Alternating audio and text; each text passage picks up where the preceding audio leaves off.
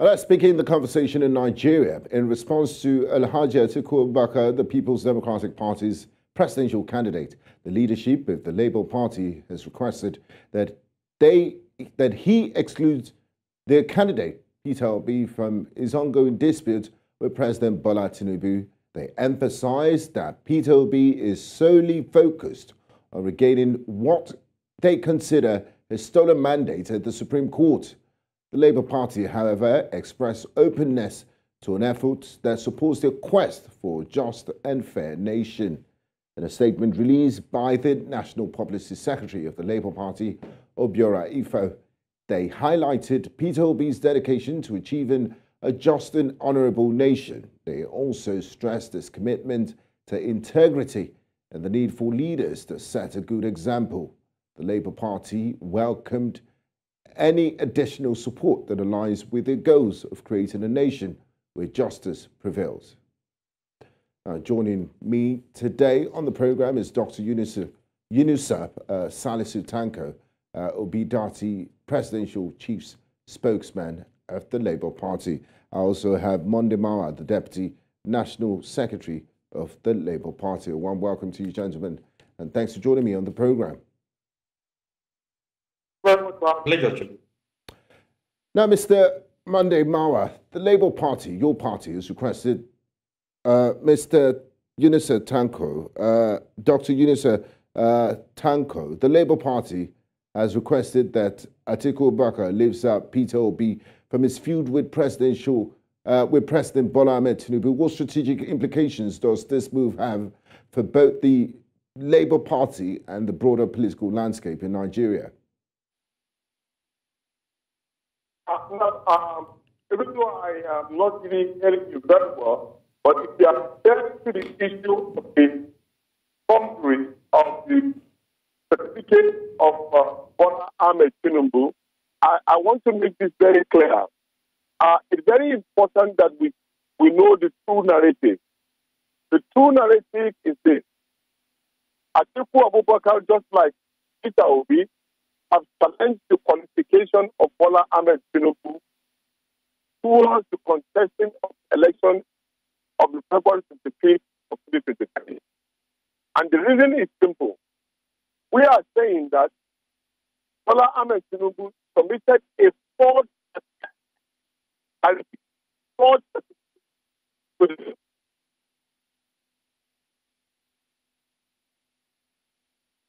Nigeria, it is very clear. You submit a false certificate, you are automatically disqualified or you are even qualified to run for election.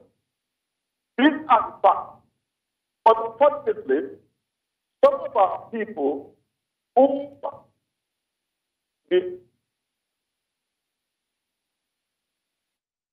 Hello, Dr. Tanko, could you hear me clearly? We seem to be struggling with your audio.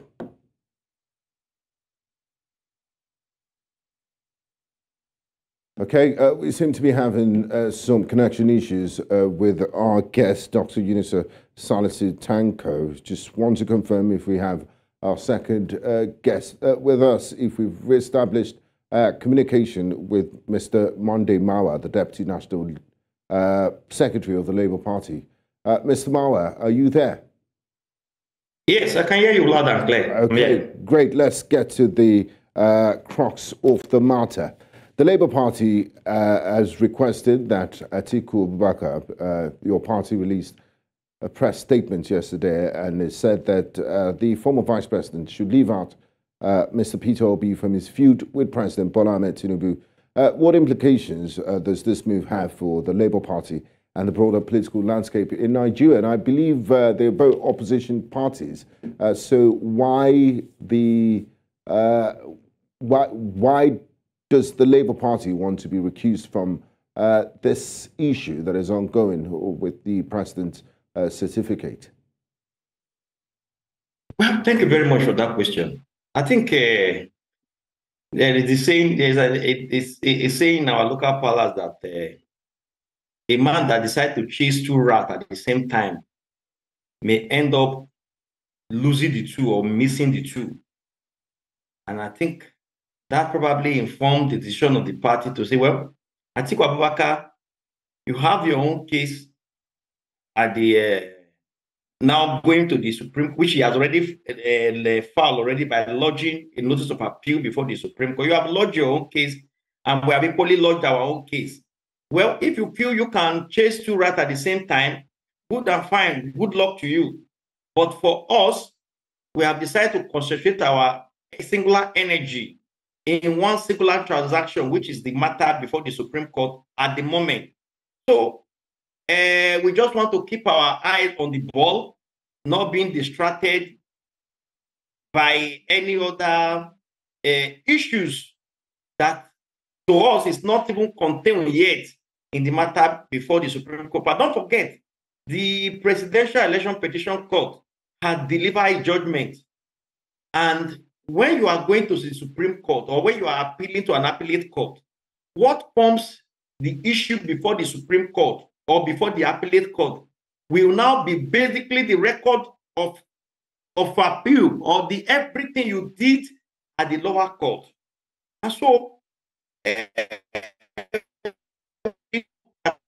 you wonder how trying to smuggle in other evidence at this point in time we really be easy. Of course, I'm not oblivious of the fact that when a party is allowed to bring additional evidence before an appellate court, which it could not produce at the lower court. But be that as it may, there are procedures that party that intend to call or bring in additional evidence. There are procedures he must fulfill. There are hurdles, and they are not just a little hurdle. So it's not really going to be an easy one because we are not talking about a regular court now. We are talking about an election petition because the Supreme Court is not going to sit as a regular Supreme Court. It's going to sit as a panel hearing the decision from the Court of Appeal panel in an election matter. So the jurisdiction or the power of the court is going to be very limited, unlike the wider power that the regular court can exercise in a regular matter. So, to my mind, or what is agitating my mind is how this is really going to be of a very good help to the matter before the Supreme Court. Of course, I don't want to toe the line of Dr. Tanko, wherein he has stated that Mr. Tinubu forged the certificate. I want to talk as a lawyer. And by our law, or by my profession, the dictate of my profession does not allow me to pronounce somebody guilty until a court of competent jurisdiction has found that person guilty. So I would not want to toe that part now to say Tinubu has presented a certificate. It's only a court that can decide that. Thank you very much. Yes. So I haven't mentioned Dr. Tanko. I'd like to bring him back into the conversation. Hear that he's back online. Now, Dr. Tanko, Peter Obi's exclusive focus on reclaiming his stolen mandate at the Apex Court is emphasized in that statement. Mr. Mawah just said, this is the singular focus of the party. We don't want to get into other issues. Can you elaborate on how this singular focus may impact Mr. Peter Obi's political career and the Labour Party's chances in the Supreme Court judgment?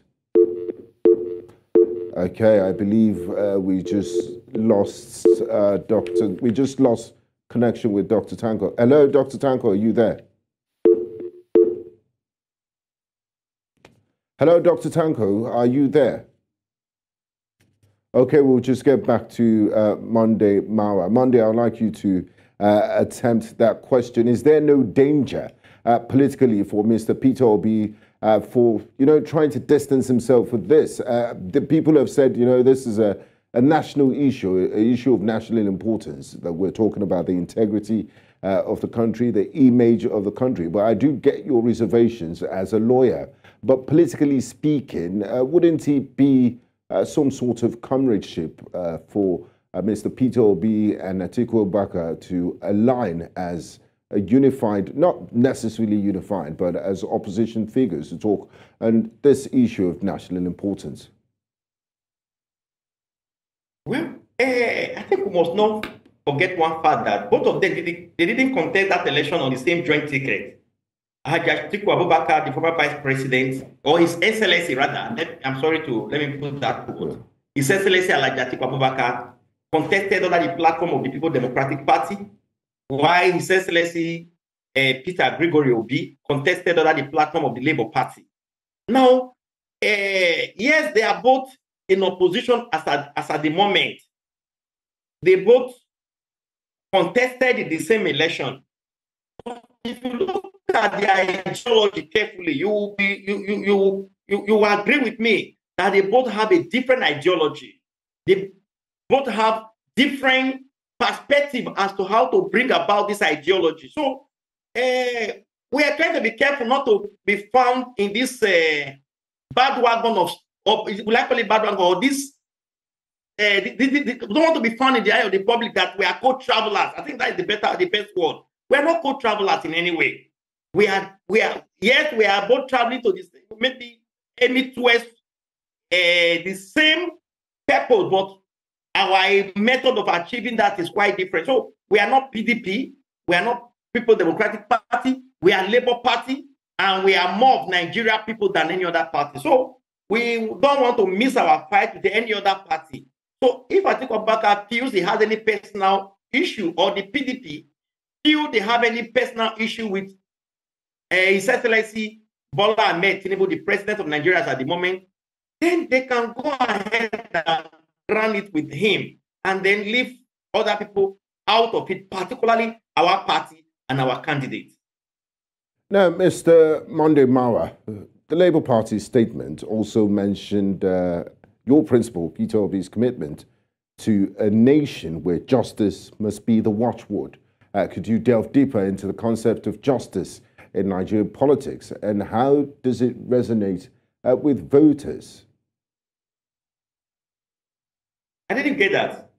I said your principal, in that statement that was released yesterday, said that Peter Obi is committed to a nation where justice must be the watchword. Could you delve deeper into the concept of justice in Nigerian politics and how it resonates with voters? Now, you see, when the word justice we are talking about, justice is not you just waking up from one morning and saying, oh, Mr. A is a thief, Mr. B is a thief. No, that is not justice. Justice is adherence to the principle of rule of law. And what is the principle of rule of law?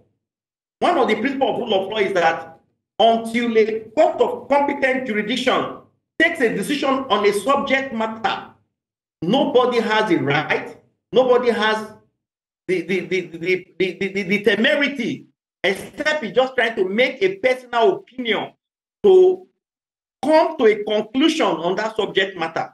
And that subject matter now, for instance, is that, well, Atiku Abubakar, of course, we all know the story, went all the way to the United States to get a result from the Chicago State University, which, according to his finding, indicted the president of Nigeria, His Excellency Bola Ahmed Tinubu.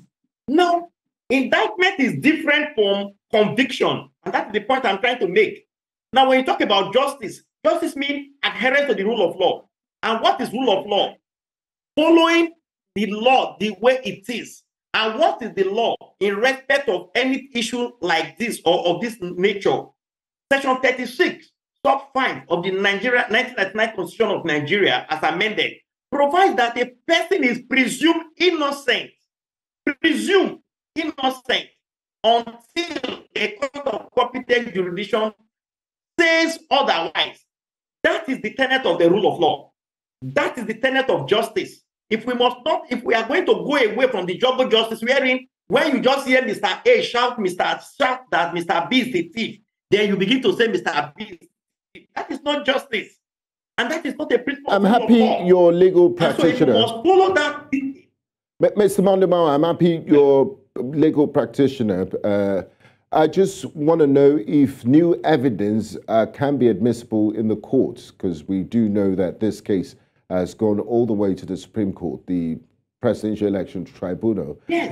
The Labour Yes. Party and the PDP will be, I mean, they've appealed the case. So will new evidence be admissible so that the justices, the Court of Competent Jurisdiction, can give a final ruling on this and people don't use their opinions? As you said, it's not for you and I to sit down and decide Mr. A is guilty or Mr. B. It's the court that will do that. But is new evidence admissible in this case? Yes. Now, thank you. Let me answer it from the general perspective. New evidence is generally, now the law is that any evidence that a party is unable to produce before the lower court ordinarily is not allowed on appeal. Because when you say appeal, you are appealing everything that transpired at the lower court. Mm-hmm. So anything after what transpired at the lower court ordinarily is not allowed on appeal. Because on appeal, you are not calling a fresh evidence, you are not bringing fresh witnesses. That is the general provision or position of law. However, like we used to say, in every general principle in law, there are exceptions. Now, one of the exceptions is that additional evidence can be allowed on appeal when it appears to the Court of Appeal or the appellate court that that evidence was such that the party before the lower court could not have access to, or we're not having it in contemplation, or it was beyond what they could have access to while they were at the lower court. So if there is such a document, and that document is such a very fundamental document that will dictate the justice of the case, the court, upon the application of the party or the party in possession of that document, may grant leave. I use the word, if I look at it, I'm very careful with my trust request here. Upon the application of the party in possession of the document, may grant leave, may, because the reason I use the word may is that it is still dependent on the judge or the court in question. It's at their discretion. You can decide to bring a document and they will reject it. So it's at their discretion to say, well, we are going to allow this additional document or we are not going to allow it. That is for a regular court. But don't forget, let me add this quickly. Election matter is not a matter before a regular court. Tribunal is not a regular court. It's a special court with special jurisdiction. And that jurisdiction is very limited and very restricted. And so, unlike the normal court where they have a wider power to bend backward in order to accommodate so many things. But justice in election petition most often does not allow what conventional court allows. And that is its own justice too. And the reason is quite simple. One, because of time, because we all believe that we are trying to do everything to ensure that these things are done within a very limited number of time. And don't forget, in election matter, the Supreme Court sitting as the last court in election matter had just 60 days time lag from the day the judgment was delivered by the Court of Appeal to deliver judgment. So in other words, from the Court of Appeal delivered the decision that day, the Supreme Court sitting as a court to hear an appellate matter from the Court of Appeal court has just 60 days. And to you may think that 60 days is very much or long, but to a lawyer, it is too small. Now, within that 60 days, you have 21 days within which the person who lost out at the court he has within 21 days to appeal. All of these are inside that. All of this is also within 60 days. Now, moving on, Barrister Mawah, the statement released by your party, the Labour Party, yesterday highlights Mr. Peter Obi's advocacy for leaders to be good models. Can you discuss the significance of integrity and honor in Nigerian politics and whether it resonates with the electorate? Oftentimes when somebody decides to get into politics from the private sector or from, they use the word, the murky or the centers, the murky waters of Nigerian politics. And most people hold back and say, you know, it's too rough, I don't want to go in there, and all of that. So the word integrity, does it resonate with Nigerian electorates? Is it important to them? And what's the significance of integrity and honor in Nigerian politics? Well, the word integrity, well, just like the word justice is relative, what you now see also as integrity in this context. Well, No, it shouldn't. There are dictionary meanings to these things. It shouldn't be relative, and there shouldn't be no, a Nigerian context to it. We are not looking at the dictionary meaning of integrity, simpliciter. We're not looking at the word dictionary meaning of integrity from a political context. Okay. And don't forget, to every word, there are two meanings. We have the denotative meaning, which is the dictionary meaning, and the connotative meaning, which is meaning according to the author. Now, we are not looking at the meaning of integrity as used by His Excellency Peter Obi. What was he hitting at? Or what was the thing at the back of his mind, which probably only himself will be able to determine what he meant. But looking at it from the political context, well, maybe what he was looking at that day, what he was trying to say was that, okay, if you are coming into politics, one, you must have all your documents in their original state. There must be no issue of element of debt in your result or in your credential. And of course, for me, that was trying to cast an aspersion on one indirectly, maybe throwing the part of Atiku Abubakar saying, well, he has a document that tends to impeach on the integrity of the Nigerian president, Ahmed Bola Tinubu, at the moment. You see, I'm still using the word Nigerian president because as a lawyer, once INEC declare a person winner, until the court says otherwise, that stands. And so, for those listening to us, that is why I am using all of this word. No, the word integrity, well, to me, is relative from one political party or from one politician to another. But if you go to the religious world, integrity could mean different things to a pastor or to a reverend. But bring it back to politics, like you rightly quoted, the murky water of politics. The word integrity also could mean a different thing to them. So what you say is integrity to Mr. B in politics could be different from integrity to Mr. C outside politics. But bringing it back to the point of discussion, I would still want to.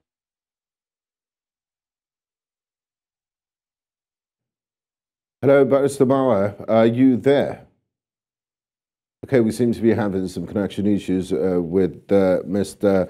Monday Mawah. He is the Deputy National Secretary of the Labour Party.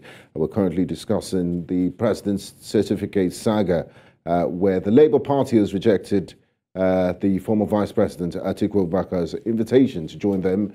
Mr. Mawah says they want to solely concentrate on the case in the Supreme Court, which is expected to give judgment in the next coming weeks. Now, Mr. Monday Mawah, in our national anthem, the Nigerian national anthem, there's a line where it says, we want a nation where justice and peace shall reign. Now, considering the pursuit of a nation where justice shall reign, how would you assess the current state of justice and fairness in Nigerian politics, and what challenges exist in achieving this goal? There's a new word in Nigerian political lexicon. It's called, or sentence, it's called go to court. The court has often been described as the last hope of a common man. And the court is where justice is dispensed. So what's your assessment of the current state of justice in Nigeria and fairness in Nigerian politics? Thank you. Now, again, we are going into another very wide and controversial word. That term, justice, is a very relative term. The word justice is relative in that what is justice to Mr. A may be injustice to Mr. B.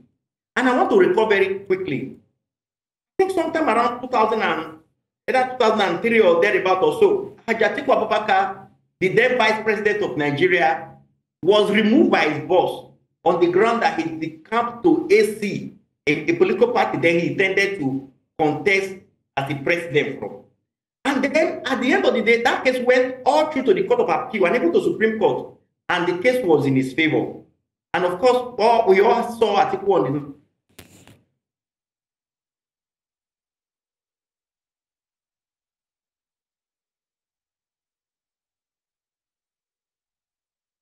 Hope to have him back soon. Mr. Monday Mawah, just checking, are you back with us? Okay, great. Go ahead and complete your statement, sir. Hello, Mr. Monday Mawah, can you hear me? Another election and then what? Go ahead, please. We lost contact for a few seconds there. Can you hear me? Yes, loud and clear. Please go ahead and complete your submission. Thank you. Few years later, he contested under AC as a presidential candidate of that party, and they lost out. He went to the tribunal, as a court of first instance in election matter. He lost out. He went to Supreme Court, he lost out, and then we saw him on national television saying there is no justice. Now, that is from the same one person. So yesterday he got judgment in his favor. To him, that was justice. Then the next day he got judgment against him that was not in his favor. There was no justice. So the point is this: justice is a relative term. If both of us go to court today for probably we are dragging your very fine phone there, and maybe judgment goes in your favor. To me, the person that will come to my mind, see the judgment did not go my way. Whoa, there's this court there, I didn't get justice. And if the case not even talk, say case not taking the next thing you will hear is that, oh, they have bribed the judge. So the point is this: justice in this, now bringing it back to Nigeria context as a whole. To be sincere with you, our courts are doing their best. There are several things involved in justice dispensation. And if you are not close to the corridor of this, of judiciary or this legal system, sometimes you find it difficult. For instance, I think 2 days ago or yesterday, I heard that the man that the suspected killer of Tupac, one of the famous world singers, was arraigned in court for the first time just yesterday or 2 days ago. And if you are aware, Tupac died several years ago. Now, that is American. If we're talking about something like this happening in US, where they have, we presume that they have their best legal system with all the speed in the world. Now, if that had happened in Nigeria context, I can imagine what people would have been saying as at yesterday. But the point is this: justice is not as easy as we look at it seems. Or dispensing justice is not really as easy as just going to cut banana into two and give it to the other man. There are procedures. There are several things involved. You see, if you have been given opportunity to decide between two persons in a matter where both of them will present their case brilliantly, it is then you know what our judges are passing through. So what I will say is this: to a great extent, I think our court or our judges, to be fair to them, have been doing to a great extent. But the point is this: when the common man believes, when you say justice, give me what I believe it is, not based on what the law is. But in dispensing justice, a judge determines the case based on the fact and the law. And devoid, not based on sentiment and not based on emotion. Exactly, devoid of sentiments or emotions. A fine place to end the conversation. Thank you so much for your time, Barrister Mawah, Deputy National Secretary of the Labour Party. I'd also like to say thank you to Dr. Yunusa Salisu, even though we couldn't really talk much to him. It was a pleasure having you both join us. Thanks for your insights. It's a pleasure. Thank you for having me.